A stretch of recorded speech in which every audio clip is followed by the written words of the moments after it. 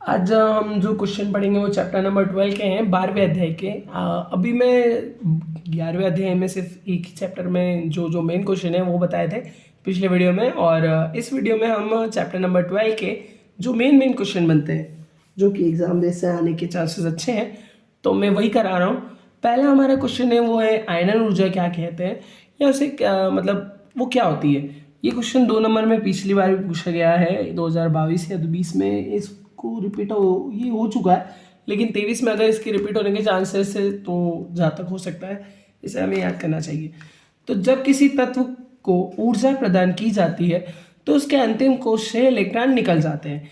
इलेक्ट्रॉनों के निकलने से नाभिक में धन आयन या प्रोटॉनों की संख्या में क्या हो जाती है, वृद्धि हो जाती है। अतः अंतिम इलेक्ट्रॉनों को निकालने या प्रोटॉनों की संख्या में वृद्धि के लिए जितनी ऊर्जा की आवश्यकता होती है उसे आयनन ऊर्जा कहते हैं। आयनन ऊर्जा को इलेक्ट्रॉनिक वोल्ट से दर्शाते हैं। ठीक है, प्रथम इलेक्ट्रॉनों को निकालने के लिए आवश्यक आयनन ऊर्जा को प्रथम आयनन ऊर्जा कहा जाता है।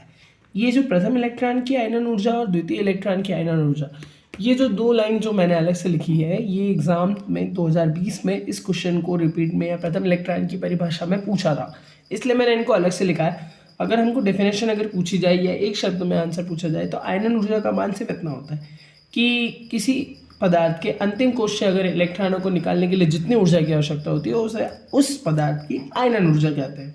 इसे इलेक्ट्रॉन वोल्ट से दर्शाते हैं। और एक लाइन या एक बार कभी हमें पूछा गया था कि हाइड्रोजन परमाणु की आयनन ऊर्जा कितनी होती है, तो हाइड्रोजन परमाणु की आयनन ऊर्जा का मान 13.6 इलेक्ट्रॉनिक वोल्ट होती है। इसी प्रकार हम एक दूसरा क्वेश्चन जो कि बेसिकली एग्जाम के बेस से थोड़ा एमपी भी है और मोस्ट एमपी कह सकते हो, कि परमाणु का नाभिकीय मॉडल कौन सा है। इसमें रदरफोर्ड नाभिकीय मॉडल ज़्यादा पूछा जाता है, इसलिए मैं उसकी व्याख्या बता रहा हूँ कि अब आंसर लिखते हैं इसका।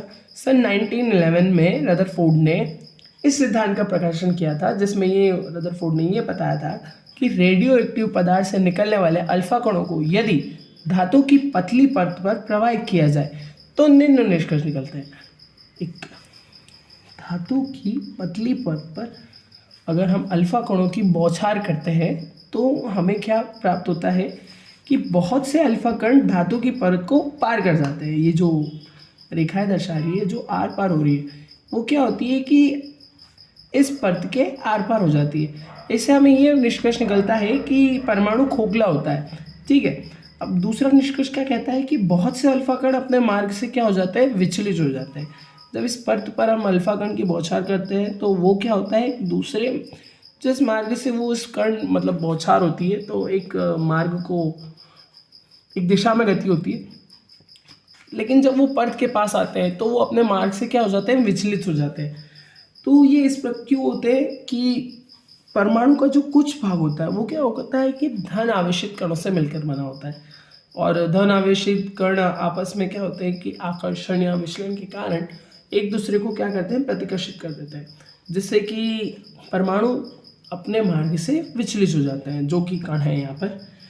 अब आखिरी निष्कर्ष क्या कहता है कि बहुत से अल्फा कण अपने मार्ग में पुनः लौट जाते हैं, जिससे यह निष्कर्ष निकलता है कि परमाणु का कुछ भाग क्या होता है, ऋण आवेशित कणों से मिलकर बना होता है। इसी के साथ हमारा रदरफोर्ड नाभिकीय मॉडल भी खत्म होता है। Thank you.